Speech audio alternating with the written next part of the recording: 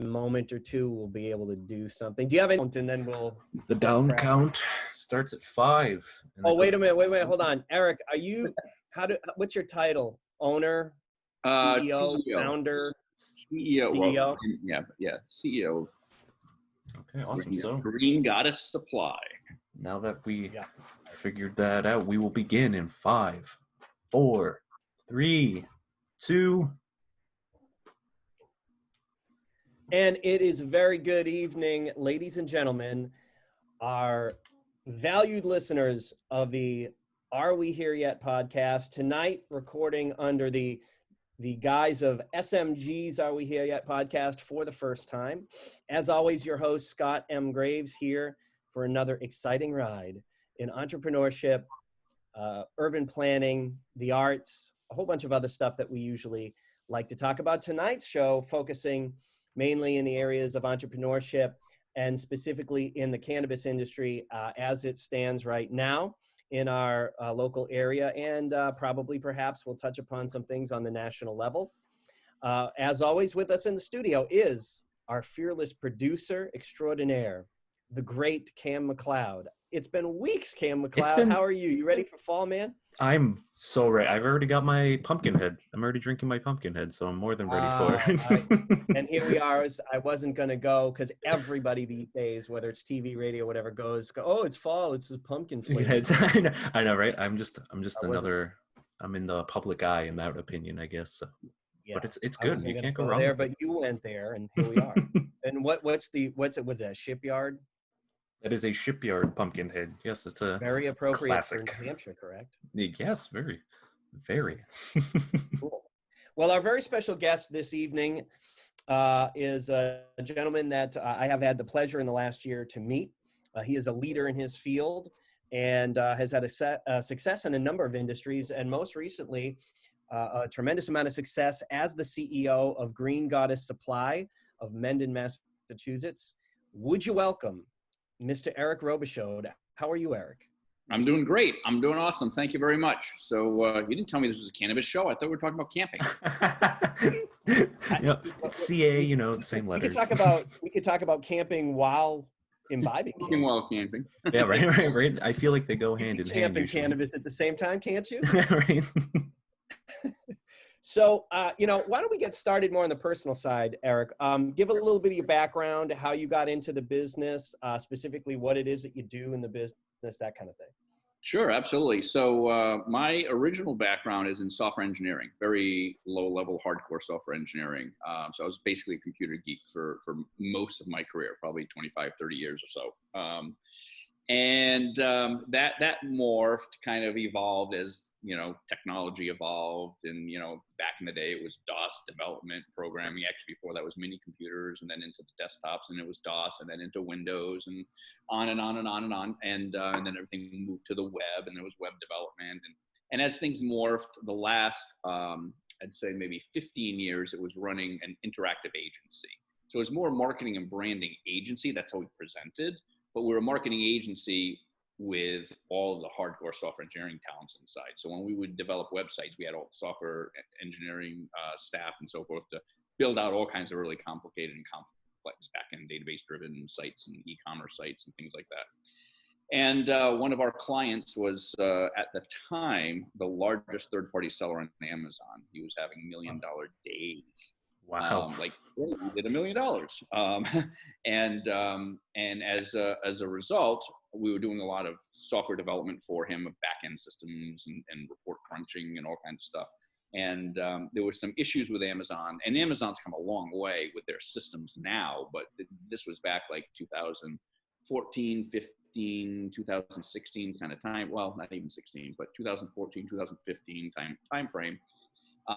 And there was an awful lot left to be desired with Amazon's reporting and systems, and he needed certain reports and things, and it was really hard to explain, and it was one of those things you really just have to get in there. And he told me, he's like, look, don't you get on there, make an Amazon account, just fool around. I'll even tell you, I'll point you in the right direction of some products you can buy wholesale or whatever, just resell or whatever, just get some experience. Because when you actually try to go do something, you'll realize you can't get there from here. I can't explain it to you.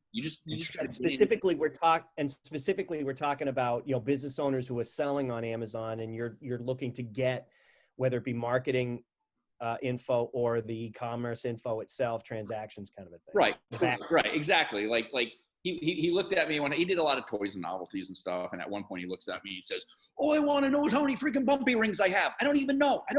Can anybody tell me? We can't find out. You just can't get there from here. You can see this report shows you how many you sold. This report shows you this, and there's all these, but you just kind of like, what do I have in inventory? You can't get there from here." He's like, "I need better reporting. I need better."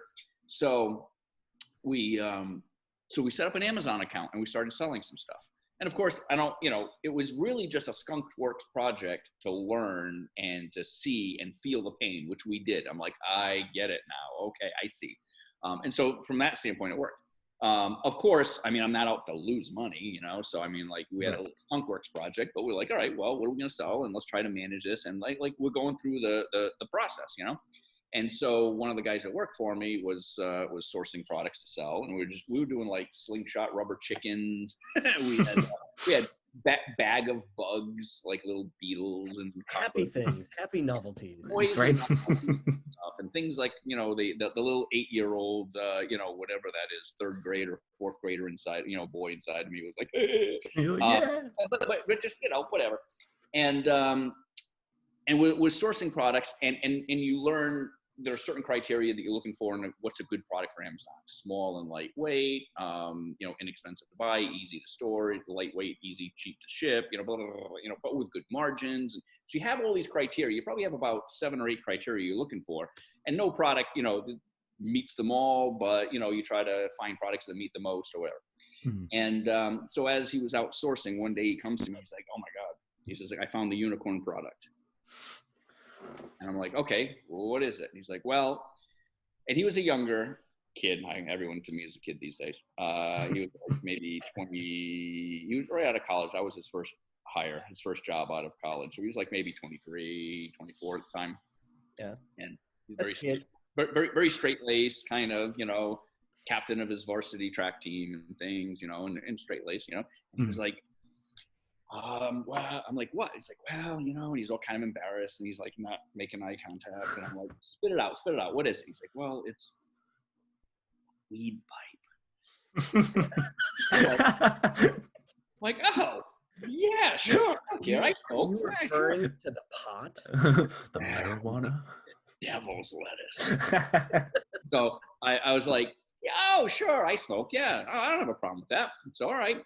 And it was actually perfect. It was small, it was lightweight, it had good margins, big volumes, blah, blah, blah. It literally ticked it was a unicorn product. It literally ticked all 8 of the boxes at the time, right? So we started selling them and sold a metric shipload. I don't know if I can say that on here. But say anything. You can say anything in podcasting. Yeah. But we sold a metric shipload of them. And so then I was like, wow, well, let's find more. So we started finding more, and we started building out a whole basically product line. Mm-hmm. And that was, by the way, when you could sell them on Amazon. Amazon ended up saying, "Hey, wait a second, people are selling weed pipes on our thing." No, you can't do that. You can't do that anymore. You couldn't even do, I recall a time out in Western Mass where there were a number of smoke shops, and they just simply had to have a county commission disclaimer saying, these are for the purpose of utilization. For tobacco use only. Mm-hmm. Tobacco and tobacco products only. That's right. Yeah. Exactly. And so we sold pipes for tobacco use only. And we're moving tons of them. And so once we got to, now you have to remember, I'm running a branding agency, right? And marketing and branding and so forth. Mm-hmm. Graphic designers, have marketing people as well as the software engineers. And so, I always say, like, the old saying that I've stolen and appropriated. If you're a hammer, then every problem looks like a nail, right? Yeah, you're all biased. We have our filters, right? Right. So as a marketing and branding guy, you know, it's like, I'm looking at this and going, wow, now we have 6 or 8 or 10 different products in this area. We should build a brand around this. And that was the genesis for Green Goddess. And then as I was, like, we had our little lipstick pipe. We were doing thousands and thousands a month. The velocity was picking up and picking up and picking up and picking up to the point where I went and I ordered like 4,000 of these lipstick pipes. And the day they landed, Amazon shut down every pipe. Like, oh, you can't sell this. Restricted products. You can't sell these anymore. The day I had like 4,000 of them land, and I'm like, wow. Damn. Yeah, that was 5 years ago. I'm still selling lipstick pipes. Like, oh my goodness. So Eric, is it fair to say then that Green Goddess, not just as a brand, but the Green Goddess that I see today, this independent, you know, retailer of SKUs and wholesaler, is that out of necessity? In other words, would you have still likely at some point in time, you would have entirely been on your own, not selling on Amazon, right? Or was that sort of the impetus for, well, there is no more doing this on Amazon, we have to do this independent? No, because we didn't even have to do Amazon, you know, but what it was is, as this was building and I saw the potential, and what happened, we start sourcing more products, and then the more time and energy we spend on this, then you start thinking, wait a second, this is interesting. All right, we can go multi-channel with this. You know, we can launch our own website. We can sell to retail. We could do this. We could do that. Like, there is a whole business model here. Okay, hold on a second. What are we doing? Back up a second. Yeah. And it started off with just like, hey, we need some shit to sell, you know, and we're just like, oh, that looks good, you know, whatever. Because it wasn't about the Amazon business. That was really just a skunkworks project to learn and to, you know, for this client over here. Right. Okay. But as it started picking up and evolving, and we saw the potential, I was like, okay, wait a second. Hold on a second. I just happened to trip into something here. Ooh, this is interesting. And that's when I backed up. And again, I see it through that filter of, okay, we can build a brand around this. Okay, wait a minute. This is interesting. And inside of me, it sparked something. No pun intended, right? It sparked something.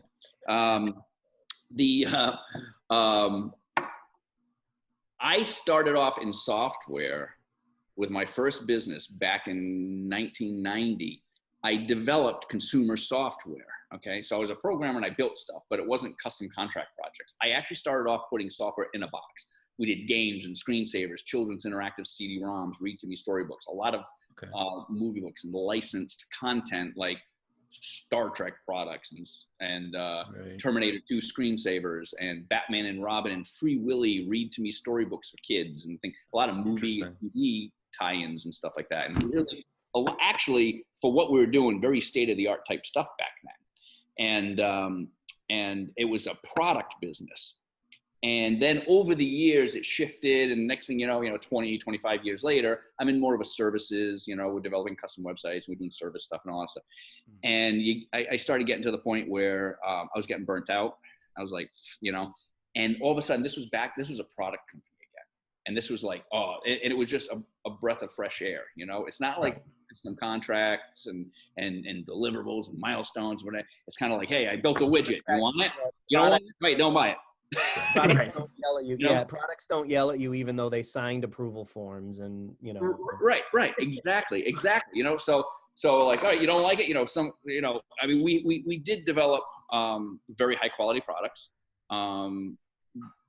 Very, very rarely get any kind of like complaints or anything like that. But like one guy was just very unreasonable. I'm like, all right, here, click a button, refund. There's your $20 back. Go away. Done. Right. You know what I mean? It's easy. It's just different. It's different level of stress and all that.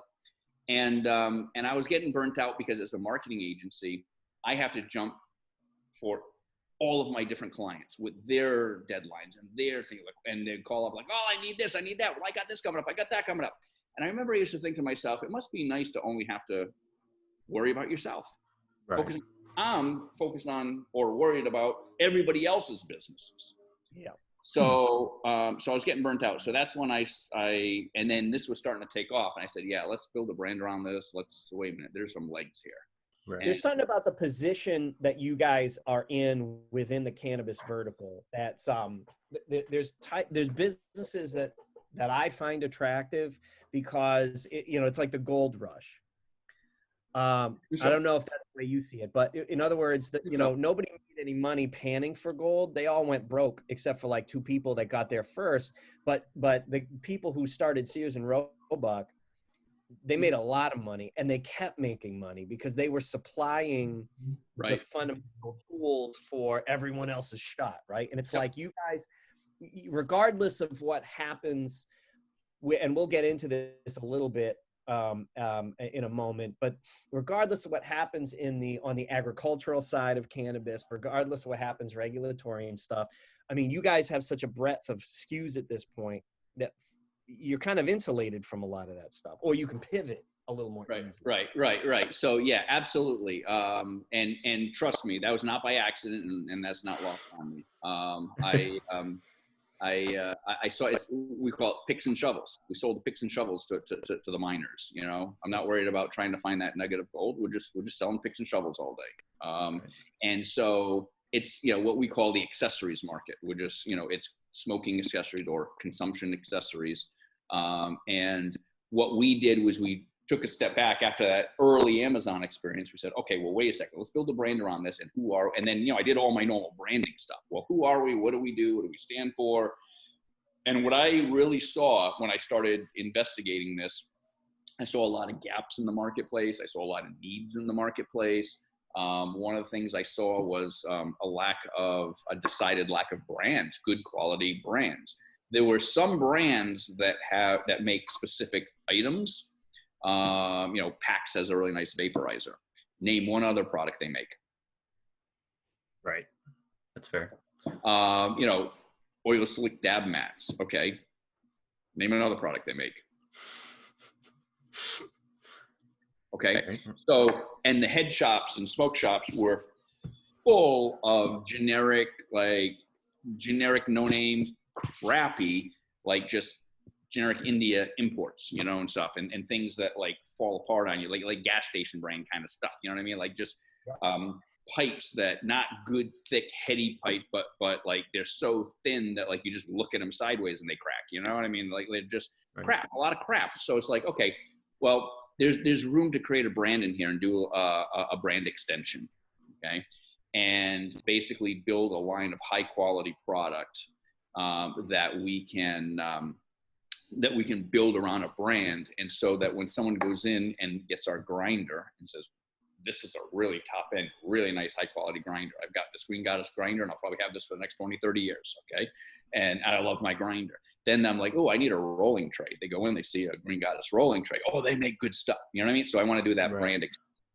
And that's what we started doing. And we have over 200 SKUs of everything from bamboo rolling trays, sifter boxes, silicone tools, quartz bangers, glass pipes, all kinds of stuff. Wow. And I mean, it's a bump.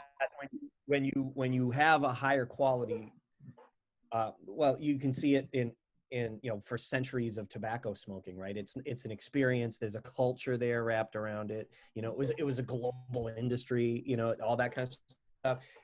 Every little element of that is a ritual. It's a human ritual, right? So absolutely, you have really nice stuff, right? If I'm a connoisseur of cigars or of tobacco for pipe smoking, I'm a connoisseur of the pipes, cigar cutters, and it sort of seeps into all these other sort of elements of culture, right? Those of us that are musicians, saxophone players, drink a cigar with your wine or your scotch and your The earliest successful commercial model of a Selmer saxophone was called the cigar cutter because the mechanism for the octave key was patterned off of a cigar cutter, a particular kind of cigar cutter that was on the marketplace in the teens and 20s, believe it or not, right?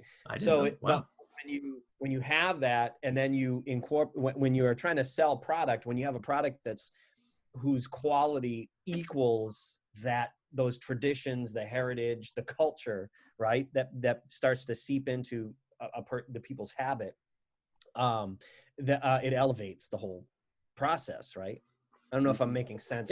Yeah, you're spot on. Yeah, you're spot on. And that's why we have.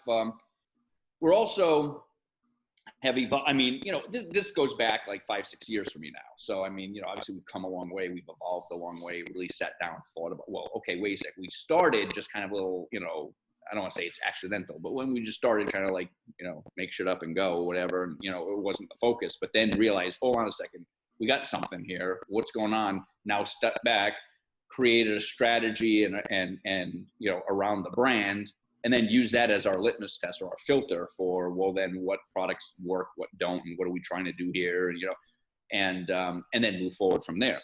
But now what we've been really working on is this whole sort of like, now we've got the whole life cycle from seed to consumption and everything in between, including grow, or literally from seed. You can grow it your own, you know, at home, with our Armoire home grow system.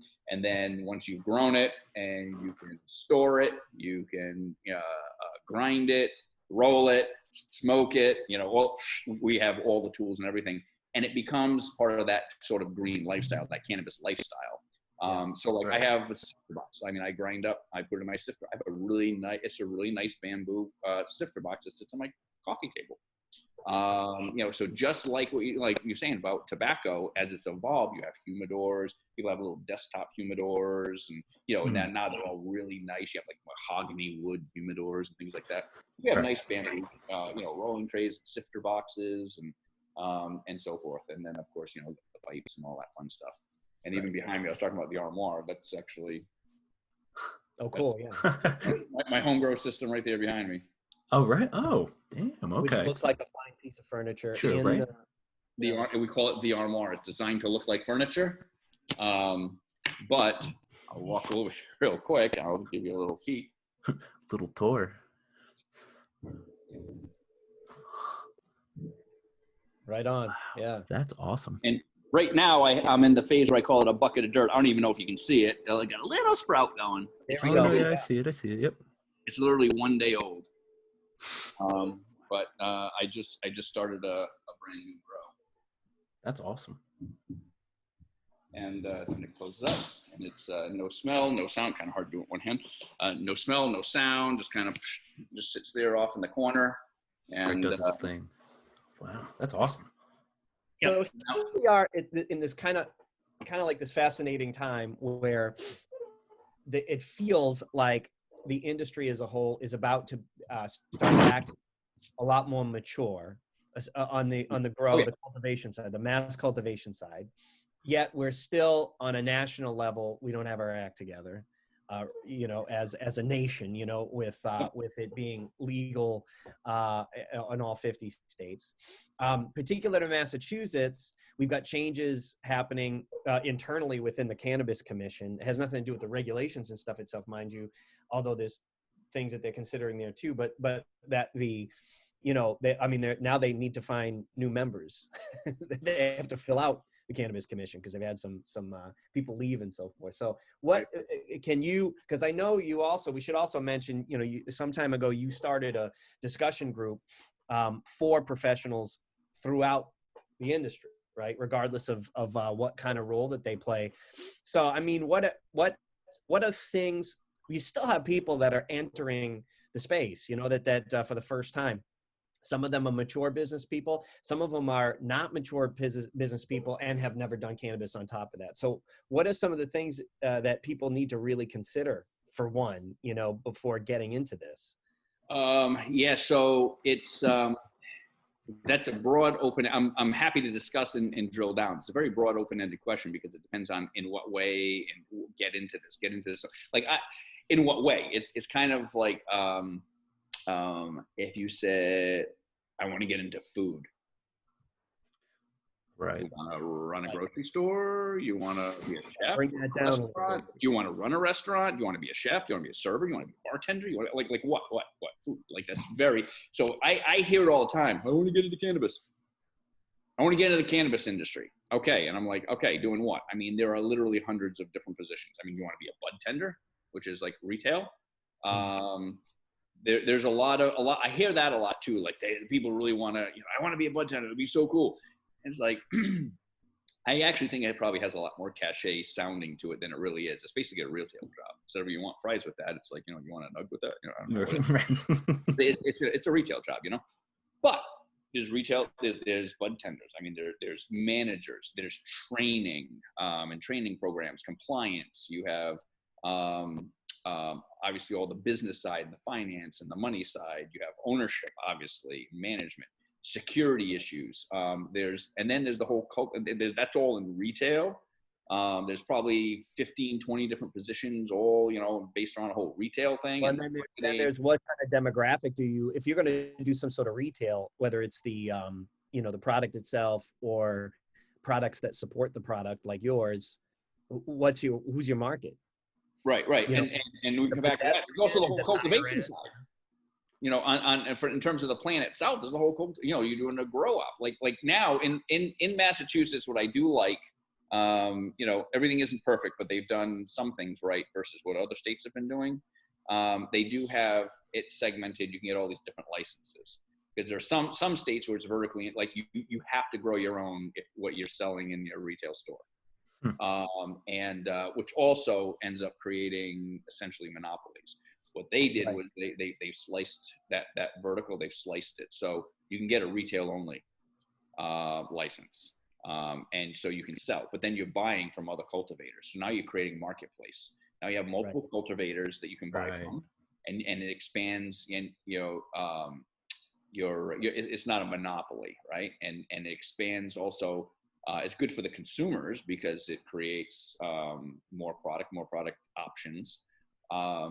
And then the cultivators can grow. If you're really good at growing, doesn't mean you have, like, if you're a cultivator, like you're really just this botany plant nerd and you just love fingers in the soil and growing, you know, the best, most robust cannabis you can, doesn't mean you necessarily want to run a retail operation. Right. So you can create a cultivation, you know, grow facility and then sell it to the retail stores. Then you have transportation. I want to be a delivery service. So you have to be legally licensed because you're carrying around, you know, marijuana, cannabis. So you have the delivery services. So you have edibles for there's production, there's testing labs. So if you're, you know, scientists and stuff and you want to build out do testing labs. So there are all these different licenses. So you can take your niche or your vertical within, you know, and then there's education and there's, you know, so people, I want to get into cannabis. You're like, well, cool. I feel like, you know, pick your sector and then just get good at it. And you don't, it's less to do with cannabis and more to do with, if you're going to do retail right.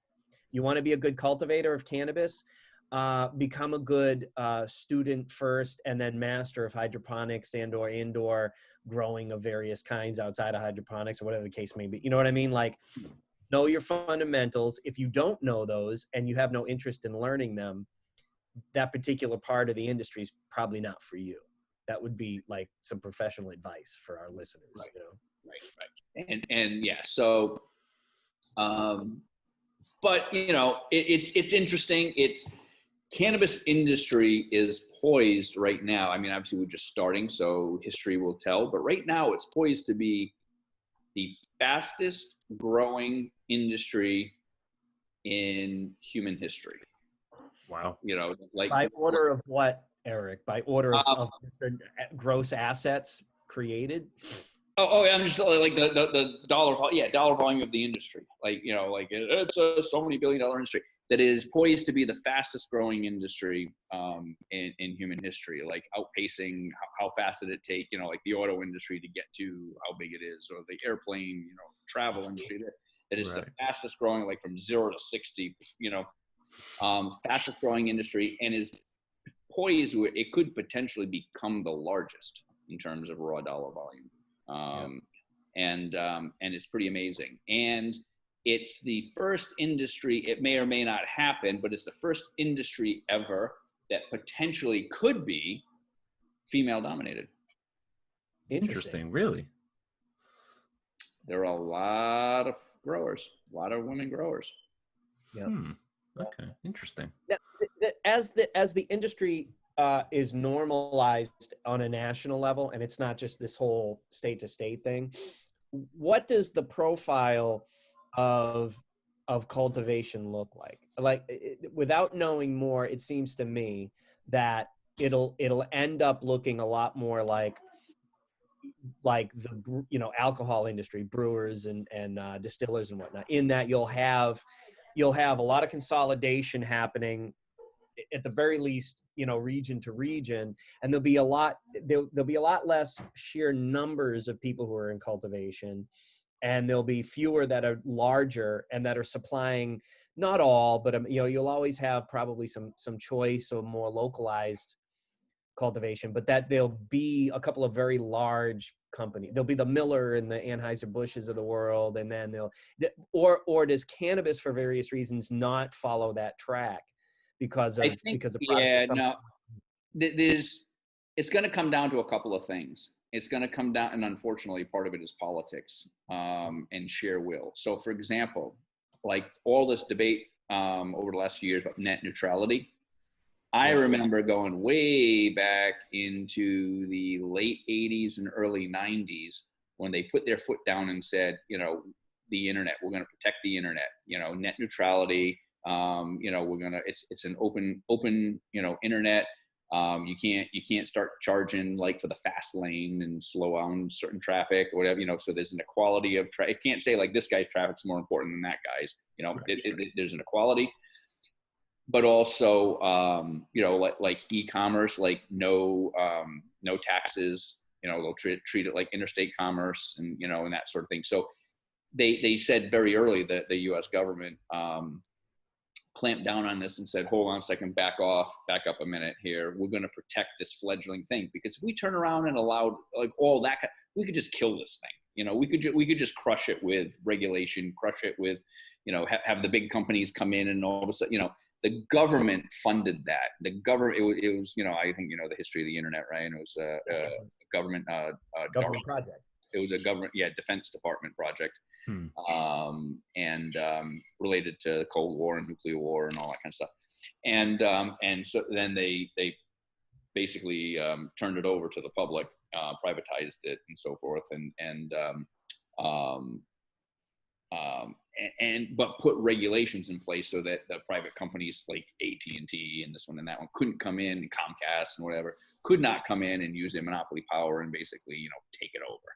Right. And now we see, where are we, 30 years later, 35 years later, net neutrality, now it's starting to chip away. And that's big corporate interests with lobbying money and all the stuff, chipping away, reversing the FCC under Trump, reversing the net neutrality and all that kind of stuff. So it's taken 35 years, but you start seeing the big corporate, starting. And a lot of people are very concerned in cannabis that once there's so many people sitting on the sidelines. But I've heard things like, not really secrets, but things like, and I don't know, I haven't verified this for myself, but we've heard all the rumors about how, Walmart has like just gazillions of acres of land, ready to go, that they'll start selling pot, if it became legal and it was a commodity type thing. As investments and stuff, obviously you have all the big tobacco sitting on the sidelines, chomping at the bit, but they're not going to touch anything because it's not federally legal. But once legalization hits, because they have been doing things, they've been pushing things, they make so much money. I mean, that the tobacco lobby is so massive. They've already done things with rolling papers and things like that, where they get in there and they've used their lobbying dollars to start bending the government to their will. So there's a lot of concern that you're going to have folks like, you could have a Philip Morris come in and those kind of things. Yeah, we're gonna turn this into in a generation will be 80% of the marketplace. Yep, exactly. So there are those issues and those concerns. It really depends on what does the government do? Does the government kind of hold that back or not? Do they, hey, whatever, free for all? Sure, if you donate to my reelection campaign, we're all in, you know? Right. Like, Yeah. Right. so there's a lot of that remains to be seen, you know, and in today's cultivators and stuff, is everyone going to get screwed? And all of a sudden we're all just going to be, you know, just sort of like, there's just a little local craft beer type of opportunity, you know, it's going to be craft cannabis. And you're seeing that now. You're seeing a lot of people specializing. There are the big grows, and then there's a lot of people that are small and doing and trying to do craft cannabis, high quality, hands-on, smaller batch stuff that's really high quality, that you don't get out of just big, massive grows. Right. But you know, you're gonna see it. I mean, I'm already seeing the erosion, even in like CBD and processed stuff. You know that there's what's their name? ArcView Group is doing presentations and stuff about importing CBD and distillates from China, and it's like, why? Wow. Yeah. Why? Why? We have oversupply. We grow all around. Right. You know, this goes back to this whole like trade war thing, and like you know, nothing's made here anymore. We have something that's 100% made here. There's absolutely no freaking reason to be outsourcing this. Okay. Right. Why? But they're like, it's globalization. It's coming. Get used to it. Get ready for it. And all the investors are gearing up and getting behind it. And it's like, I know people are losing their minds over this. People really are losing their minds. If for anything else, why do you outsource something you're going to ingest in your body? You know, like, right? Is nothing sacred, really? You know? Yeah. So it's you know, and there's just no reason for it. There's no need for it. But that's all of this corporatization, you know, of the industry, and you can see it happening. So I think there's a lot of battles brewing. Fun. That's about all I have to say about that. I'm not really heavily on the cultivation side myself. I sell widgets, you know, but yeah, Widgets are fun. I see it. There's I mean, always somebody who needs a widget, Right. right? There's always somebody who needs a widget. right. So I don't know. We'll see how that goes. We'll see how that all evolves. But I know for myself personally, I'm very much against that. And I know a lot of the small local guys are as well, you know, but it's like, no, we created this industry, and you have the guys, even the infamous, like, you know, Tommy Chong and stuff. I mean, you have guys going to jail for this. You have guys being locked up for selling a dime bag of weed, you know, or whatever. And all the incarceration and all this stuff, and this whole industry, you know, and all of the legalizations because of things like the Boston Freedom Rally and stuff, like all this, like pushing and grassroots for like 30 years, and chip away in education and all this stuff, to finally say, okay, it's legal, let big corporate come in and take it over. Like, right. And right.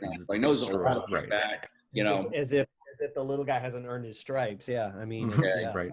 So there's a lot of that going on. It's you know, it is complicated. It is very complicated. And I think that with the industry right now, from the cultivation side, you know, widgets and stuff. I mean, I'm not gonna lie. I mean, we import some stuff, well, a lot of stuff from China. It's not all, but I mean, we try to do stuff locally as much as possible. But we import from China.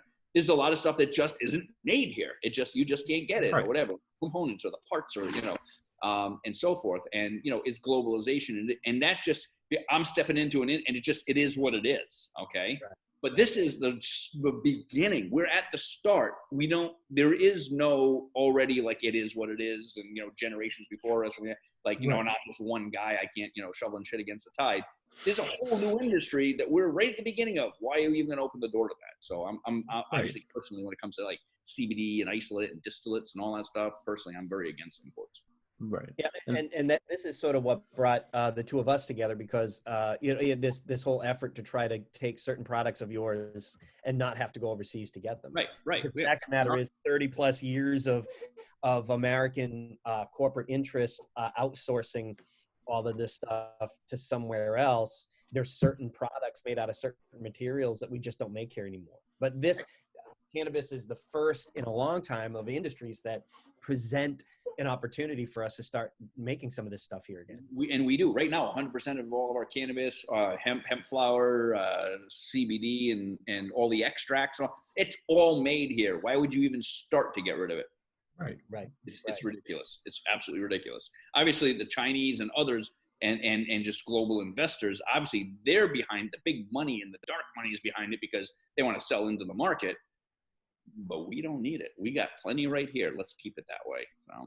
So I'm a little concerned about that for the future, and seeing, you know, those trends. That's fair. That's fair. So Yeah. this, Talk to us for a moment or two about what it's like to do e-commerce in a business that is selling throughout the country, but the business itself is not. And for those of you that are Awful. listening audio only, yeah, you're not seeing Eric's hands. Russian his hand just. I'm pulling a Russian roulette, shooting myself. Yeah, no, it's awful. I can say, so I'll say it like this. Anybody who's a small business owner out there can understand when I say, it's not easy to start a business, run your own business.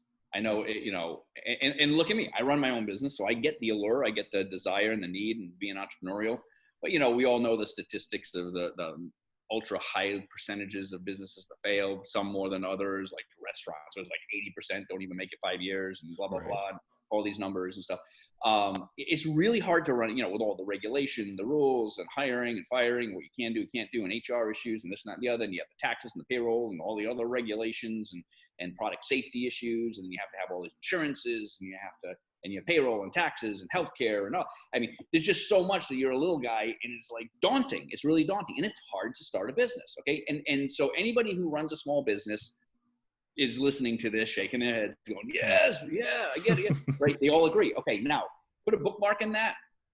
That is just step one if you're doing this in the cannabis industry. Now layer on the real problems. Okay. For example, if you're running a restaurant or a bookkeeping system,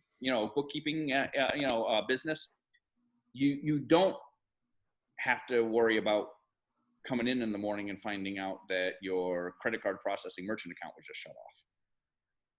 You don't have to walk in and find out that after however many years, all of a sudden your bank just shut down your checking account. And now all your automated shit's bouncing and all this stuff. And they just like, no, sorry. Oh, you're in that business. Oh yeah, we're not.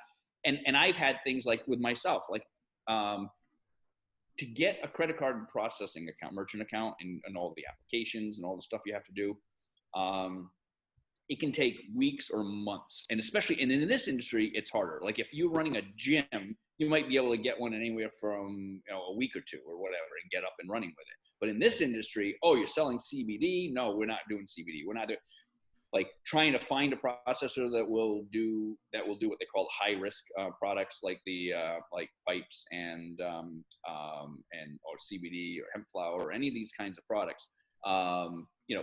Finding one in the first place, but then even once you find one and it comes to doing the applications for it, let's say you're selling hemp flower, CBD, or anything with CBD content, you have to have all your COAs, right? So now they want to see. So when you apply, it's not like, oh, here's my last 3 months of bank statements or whatever, and like everything else that any other, like a gym would do.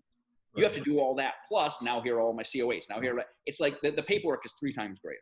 Okay. Right. And it takes anywhere from weeks to months to get a merchant account. I walked in one day and got a call. Hey, hi, this is so-and-so from EVO Payments. Oh, hey, how you doing? All right, good. Hey, listen, we're terminating your merchant account. Like, what? Why? What did I do? You didn't do anything. But we're getting ready to sell the business, and we have multiple suitors. You're going to have any toxic accounts. We're cleaning up the books.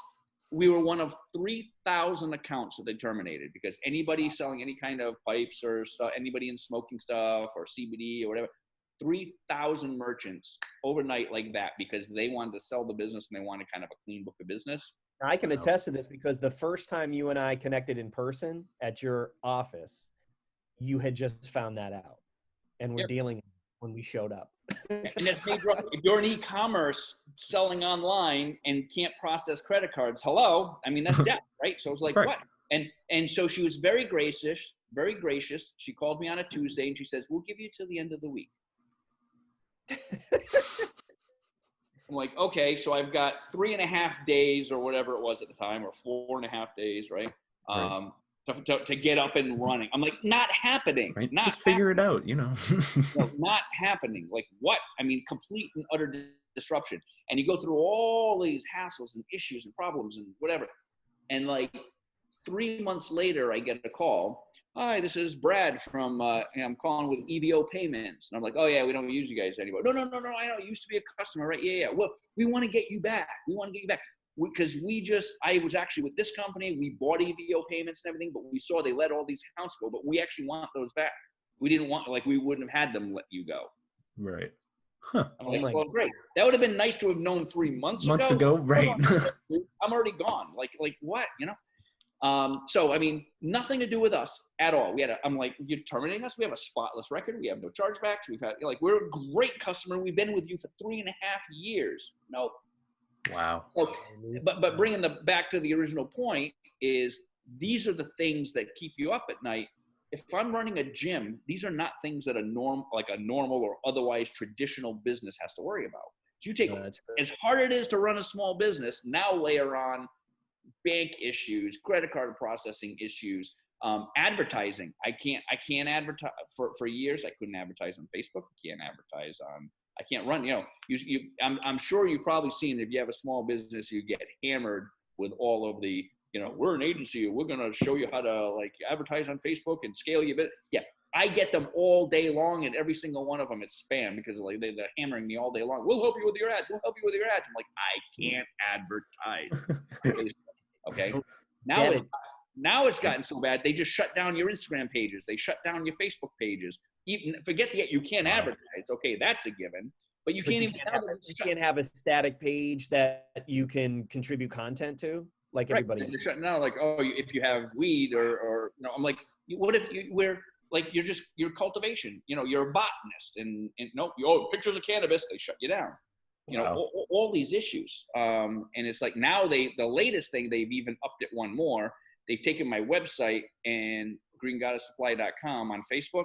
I can't post links to anything anywhere at all. Now it's not even advertising, but now they've considered it an unsafe or toxic website because I have pipes on it, right? I mean, I don't sell weed, you know? Right. You know, there's often with various social phenomenon, this is sort of the storm that occurs before great and permanent societal change is realized by everybody. You know, in other words, the status quo is desperately clinging to the old way, even though statistically and otherwise it's just, the change is happening. The change has already happened. It's just like the people in charge just don't realize it yet. Is that what's happening? Or do guys like you have some time to go before this bullshit stops? I don't have a crystal ball, so I don't have the answer. My assumption and my hope is that once legalization passes, things will get tremendously easier, because a lot of the policies are driven by the fact that they just don't want to get in trouble with the feds. Right. So like Visa, MasterCard, and all that. They're like, we don't want to get in trouble with the federal government for processing, because now it's like money laundering. We're processing financial transactions for a federally illegal business. Right. You know, so we don't want to lose our license. Like, you know, think about MasterCard. I mean, how many billion-dollar, multi-trillion-dollar industry? Think of any other reason other than the fact that this isn't a federal. It's not federal legal at the federal level. What other reason? If this is the fastest growing by total order of assets and the rate at which it's getting to the point it's going to get at, right, there can't be any other reason why people aren't just saying, let's just assume that pretty soon it's legal. Right. You would think, but there's a couple of things. First of all, you do have the people who are still in positions of power that are the so-called, like, the teetotalers kind of thing, that when it comes to cannabis, you know, reapplying that. So you do have the people like, oh, weed is bad, reefer madness, you know, and so you have like the Jeff Sessions of the world who will still like, go to this, and you might start listening to bebop. Right, exactly. And they're and then you have so there's that. There are the people that are just like old school, still just think it's all the devil's lettuce, and you know, and so they get in certain positions of power, and they're still shutting it down and throwing sand in the gears and creating problems. But if you work through all even if you eventually get through that, you get legalization. So all the people, like, there's a massive pent up amount of people who, like, I don't care, it's totally fine. Yeah, I get it. I would rather be caught, and I say this all the time, I'd rather be caught in a dark alley at 2 a.m. with a stoner than a drunk. Yeah. Yeah. Okay. A mad drunk. Because a stoner, you could basically just outwalk them.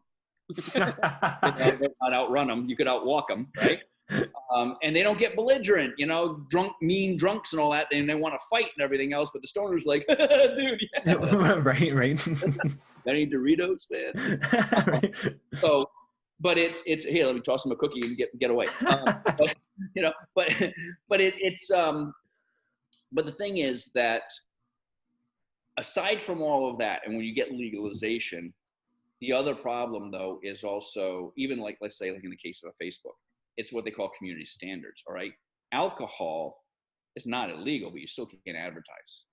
Yeah. If you have a cigar bar, you still can't advertise a cigar bar on Facebook because they're community standard. They just, because there's a lot of kids and teens, and they just don't. You're not going to sell an ad to a yearbook per se if you're a cigar bar. Yeah, I get it. Right. But they don't harass your organic pages. No. If you are I don't know, Johnny Walker or whatever, you know, you Bacardi, they can still have a page. Organic, you know, people want to find it and seek it out and go to that page, and if they're posting fun content and people want to share it and whatever, just the organic, because you just want to go there and see that content, that's okay. They're not shutting down. I mean, and people, every you know, random Tom, Dick, and Harry who just has, you know, their 4th of July cookout and they're sitting there with beer cans, or they're doing like probably like every woman I know in my Facebook feed at one point or another has like, you know, like, oh, it's, you know, like mommy jokes about wine and this and that, and, you know, and, you know, it's wine o'clock. That's become a social norm almost, you could say. That's how widespread that social media. It's wine o'clock. Oh my God, I need a wine. You know, I need my mommy needs her wine, and all this kind of stuff, you know, and it's become social, right? So if we can get to that, I would even be satisfied. You know, but I think Facebook will probably never allow us to advertise. It's actually a bit of a revelation to me what you just said specifically about not being able to have those type of pages, because in my industry, there's any number of bands, as an example, who are fully ingratiated in the cannabis lifestyle in one way, shape, or form, and for years maintain Instagram, you know, Bandcamp, Facebook feeds that constantly have examples in a variety of different ways of cannabis culture as part of their culture, of the band's culture, of the band's. Well, and they're never shut down. And nor should they see, like, that right there, you just hit a nail on the head. That's the thing that aggravates the living crap out of me, because here's the thing.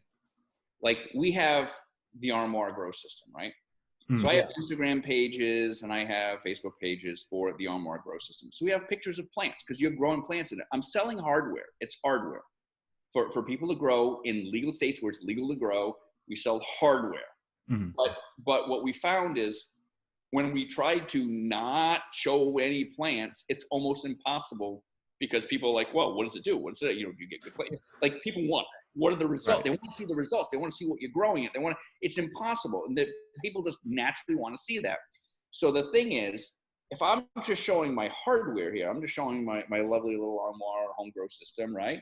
And I show them, and I open it up and I go, oh, look at the plant I've got inside. Okay. They even, I live in fear that one day I'm going to wake up and go to my Instagram page and it's been shut down. Okay. However, Snoop Dogg sits there smoking a bone all day long. He does something like 87 joints a day. It's unbelievable, his tolerance, but 87 joints a day. And you look at his Instagram feed and it's all weed culture. Okay. You have Cypress Hill, you know, Cypress Hill, right? Oh, yeah, of course. Yeah. Every single song they've ever written is about weed. all of them, Yeah. every one. It's about as explicit as it gets. You can't get more explicit than Cypress Hill. Right. So I mean, all of them. You get an album, there's 25 songs, and there's 25 songs about weed. Right. All of them. You had a band called the Doobie Brothers, like. So, but you know, I mean, it's so yeah. But like you have Willie Nelson smoking bud. You have Snoop Dogg. You have Snoop Dogg just doing joints on his Instagram. Hey man, he's in the dark. I don't know if you ever followed Snoop Dogg and all, but he's like in his trailer and he's like in the dark in his bathrobe and he's just hanging out, and all that stuff. And they're not going to shut him down. Well, you're playing this. It's unfair. Like, just because I'm a small guy and you know nobody knows who I am, you're going to shut my page down. for doing the same thing. Like what? It's Right. like making a calculation about who has the deepest pockets for legal fees, and we'll Right. just avoid those That's people. right. We'll go after the people we typically feel like they're probably more vulnerable. Yep. Yep. Right. Yep. So, is what it is, I guess. But Interesting. Exciting times, as things always are in a burgeoning industry, right? There's all these kind of growing pains and all these different dynamics at play. yep, growing pains is a great way to put it. Yep, growing pains, a lot of winners and losers and problems and dead bodies strewn along the way. But eventually though the industry gets there, and I think the industry will get there.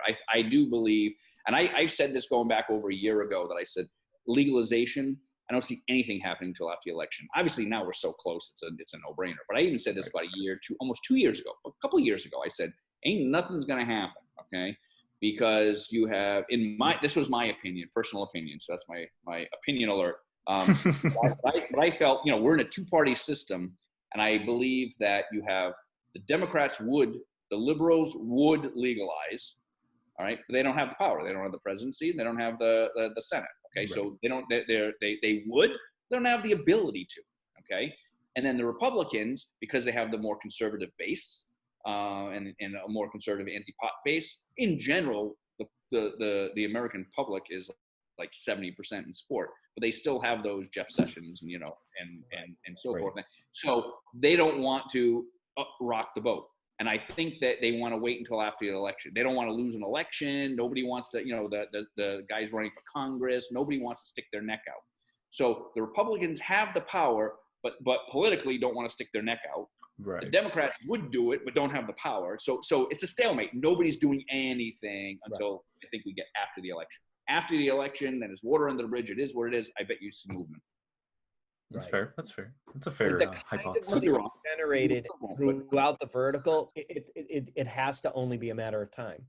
The history's on our side on this subject. Oh, absolutely. 70% of the American population, like of all Americans, 70%, it's like maybe 68 or 70, but 68, 69%, but roughly 70%, 2/3 are all in support of it. Right. Everyone's looking at each other going, no, I'm okay. Well, yeah, I don't know. Hey, you want to do it right now, right? Bring it forward and tax it and normalize it, because it's not really killing people and it's enjoyable and people want it. It's the other way around. It's not. I was about to say. It's actually medicine. It's the worst travesty of justice, in that it's actually it is medicinal. And I will say, I absolutely 100%. I know it. I understand it. I live it. I'm in the industry, and I can say I was one of those that I grew up in the 70s and the Nixon, the war on drugs and all that stuff, and reefer madness and all that stuff. It kills brain cells and it causes and it's like equating it to tobacco, like lung cancer and blah blah blah and all this stuff. No, actually, it kills cancer. It's actually medicine. It is, and back even in the 90s, I'd say mid to late 90s, when it really first started, and you heard the initial movements and stuff, and when it was like 18 or 20% support nationally for legalization, I remember going, oh, medicinal. Of course it is. Like, I get it. But education goes a long way when you cut through the propaganda. And one of the biggest eye-opening things for me was, who is it, Halderman? One of the Nixon guys from the administration, who did a TED Talk and said, we knew that we were lying. We knew that this was all wrong. We knew we were making it up and all this stuff. We knew it wasn't true. Wow. Yeah. But politically, there was a motivation there politically. Right. Political motivation. And a leverage point for getting votes. Right. And like you said, the education wasn't there as much, so people it didn't know there. And we just spun it the way we wanted to spin it for our own, reasons and needs. And we knew exactly that we knew we were lying. Right. And he's like, and I feel bad, and I don't know exactly the words he chose, but and I feel bad and I feel guilty and whatever, and but yeah, subject for another podcast, but I'd love to examine sometime the history behind the phenomenon of, you mentioned reefer madness and all that, going back to the earlier parts of the 20th century, where culture, race, other ethnic issue, immigration, and so forth really played a role in how the choices that we made as a society, the things that the sins that we accepted versus the ones that we didn't. Yeah. You know, Yeah. Well, and I learned that stuff personally as a jazz musician. So it wasn't so much that we're focused on the race part of that, but that, you know, that like that time period in the mid 20th century after the war where there was such a focus in mass media on, you know, I mean, I've literally when you put together seen ads. coalitions, you know, like you look at like the Republicans today, where you know you have the religious right, and then you have you know, the Tea Party folks, and then you have you know all these different, you know, and the Second Amendment, you know, NRA, pro gun, you know, you have these different clusters of group, and you build coalitions, right? And all parties, you do that. That's kind of, you know. So one of the things was when you looked at weed, at cannabis, it was big with the hippies, which were more Democrats, you know, the hippie groups, and weed brought people together, right? And it still does in this day and age. If you stop and you think about, like, you know, parties and things like that, people go out on the back deck and like oh, it's sparking up a joint. Oh yeah, it's a community thing. You pass the joint, you know, and it's like, and it was back in the 60s and 70s, you know, it was like a hippie, you know, and it was a communal thing, and it brought people together and all that. And the hippies were Democratic leaning generally, and more progressive liberals, and the Black community. And through all this, you know, war on drugs and all this stuff, it was breaking up the, you know, the hippie communes and stuff, breaking that up. And go back a generation before that, though. You know, during bebop, you know, post-war styles of jazz and of the literary, you know, the beatniks, because that's the prior counterculture generation to the hippies and stuff. And it was something that they were all into, you know. I mean, I like your tack on this, where it was like, you know, we got to split these people up and divide because there was a deep sense of not just of community there, but there was a serious intelligentsia. You know, the literary, the beatniks were aligned with the jazz musicians, were aligned with social reformers and whatnot.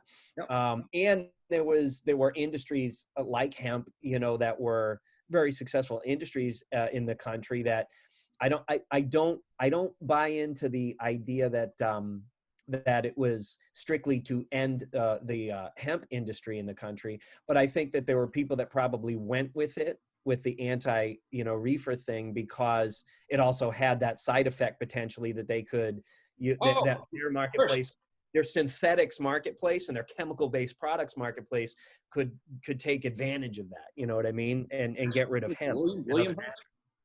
You know, say it again. Hearst. You know, William Hearst. William Randolph Hearst. Yeah. William Randolph Hearst, publisher and all that. Major investor and owner of cotton farms. He's the one who put tons and tons of dark money behind making hemp illegal, to squash it, so that to promote his cotton. Why do you think cotton is everywhere and everything's made of cotton today? It was all made of hemp back in the day. Hemp is cheaper and easier to produce.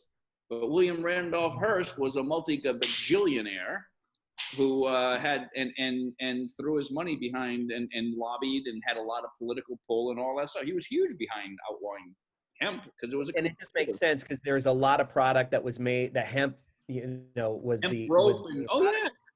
hemp was a superior product. It was cheap. It's certainly cheaper to produce in the field. Our first president, Washington, Jefferson, they were hemp farmers. They had hemp fields. Henry Clay was experimenting a generation after them with new strains of hemp and expanded the hemp marketplace. He was in Kentucky, of course, and hemp went west. It went west with the not so much in the arid areas, but with the railroads, it went west and expanded. The markets expanded greatly. It was grown. You know, deforestation. The big problems with deforestation, like they're raising the Brazilian rainforest, the Amazon rainforests and all that stuff, you know, thousands of acres a day and all that stuff. I saw one report that said an area the size of Texas, not that that's small, but an area, but if you think, like, imagine you back up, look at a picture of the world, like the entire globe, Mm-hmm. An area the size of Texas, according to the world, could as a hemp farm could produce enough hemp to you would never have to cut down another tree for all your paper needs, toilet paper, paper towels, writing paper, printing paper. You'd never have to cut down another tree because trees take 100 years to grow back or whatever to become big enough to, or 50 years, whatever. Whatever it is, right? Decades. Yeah. Put it that way. I'm not a scientist, right? but however long it is, but they take decades, to grow to build back an entire forest. And hemp just is regenerative. I mean, hemp like every 6 months you got a new crop again. It's got enough lignin in it to be stable. You can make paper product out of it, but it's an annual oil. Perennial. You can make oil. You don't have to drill up dead dinosaurs. Right. Oil. Plastics. The entire plastic industry is made on oil, on like dead dinosaurs. Mm-hmm. And then plastics, we have a big problem with plastics in the ocean and everything else. Plastics like freaking never biodegrade. Okay, you can make that all out of hemp, and you're seeing it. I'm very excited. You're seeing now the problem with bags and stuff, like shopping bag, plastic bags and everything. Make that out of hemp. That becomes biodegradable. You can make plastics out of hemp oil instead of petroleum oil, and they are biodegradable and non-toxic to the earth. And prior to the war, that stuff was being developed. And then it changed after the war. World War I and World War II are these critical moments where we start, especially after the Great War, we start making a lot of stuff out of various chemicals, partially because we have so much leftover chemicals from the war and we don't know what to do with it. We got to find a market for it. So we start attacking raw products like hemp. Hemp's not the only one, but a number of agricultural and naturally derived products, simply because we don't know what to do with all these volatile chemicals that are lying around in warehouses all over the United States that we don't need for the war anymore. Right. And I absolutely believe that when you talk about, climate change and you're talking about green, energy and green and sustainable farming and all these kind of green initiatives, I believe that hemp could change the world because hemp oils, like I just said, they're safe and biodegradable, and you can make plastics and stuff out of hemp. And it's starting. I just saw, I think it was on Facebook. I just saw an ad for companies selling plastic mailers, like for mail, like, plastic bags you put stuff in, and like, Amazon or whatever. All made biodegradable, made out of hemp oils instead of, and the plastic is made out of hemp oil instead of, they said about 6 to 12 months to biodegrade, but it's compostable. Excellent. It's compostable. So I see it's happening. It's starting because of legalization, the farm bill that passed a couple of years ago. So now this is all start. I think we're going to be in a very different world 5 years from now. Very different world 5 years from now. Never mind a decade from now, but 5 years from now, very different world. We were going to save this for another episode, and now here we are. We're talking about it. So I'm going to let you have the final word. It's been a pleasure to have you, Eric, on the show. Absolutely. Thank you. Thank you for having me here. I really appreciate it. It's been fun, and we could just talk for the next forever. Right. We're going to have you back, and we'll focus on some of these more historic issues because I think that would make for a really cool show. Now, for the folks out there, and I'm going to collect all this information from you after too, so we have it in writing on all of our marketing for the show. But if you can let people know where they can find Green Goddess Supply on the internet, and then if you want, also let people know how they can, for those entrepreneurs or existing business people within the industry that want to be a part of your Tuesday discussion group, you should mention that too. Yes. All right. Thank you very much. So first of all, as far as Green Goddess Supply, you can find it online. Did you see that? You want to take a look? That is really nice looking, though. Yeah, it's one of our latest. Actually, I see something really nice. This is our new bong. I'm actually really wicked proud of this thing. This is you can tell I'm from Boston area, right? Wicked proud. That's kind of cool piece.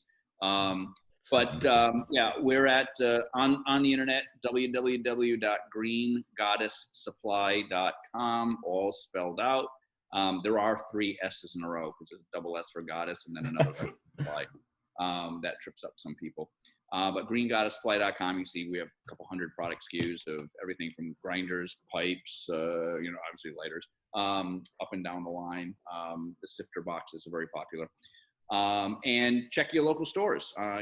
All throughout Massachusetts, we're in most of the smoke shops, head shops. So go in and ask for Green Goddess products. And if they don't have them, ask them why not. right. Tell them they should. They should. And then the Tuesday group. Yes. The Tuesday group. We have, for anybody that's a small business owner or is in the sales and marketing roles, if you're familiar with business networking groups like a BNI, we're not a BNI, but we're kind of like that. If that triggers anything, we're a business referral group. Okay, so when I say networking, it doesn't mean like the Chamber of Commerce after hours. You just grab a drink and kind of chat with some people. This is every Tuesday. The same people we come together, and it's to share leads and help each other. What are you looking for? What are you looking for? How can I help you? How can I help you? What do you do? What do you do? This is what I do. My typical like a 30-second thing. Hi, I'm Eric Robichaud. I'm with the Green Goddess Supply. We manufacture smoke shop accessories. I'm looking to make connections with local smoke shops. If you know an owner of a dispensary, a smoke shop, whatever, I'd like to talk to them. Again, my little elevator pitch, right? And we're there, and we get about 45 people in the group. Any given week, 20 to 30 show up out of our pool of 45. And we're passing leads around like crazy. So this is focused on the cannabis industry. So everyone is either in the cannabis industry directly, like myself, like cultivators, growers, dispensaries, smoke shop owners, etc. People who make and sell nutrients, distributors, or they're outside the industry but have services for it. So like I'm a merchant processor and we will do smoke shop stuff. I'm a bank and we do banking for the cannabis industry. I'm an insurance agency. I'm a HR, payroll, accounting, but we do it for the industry.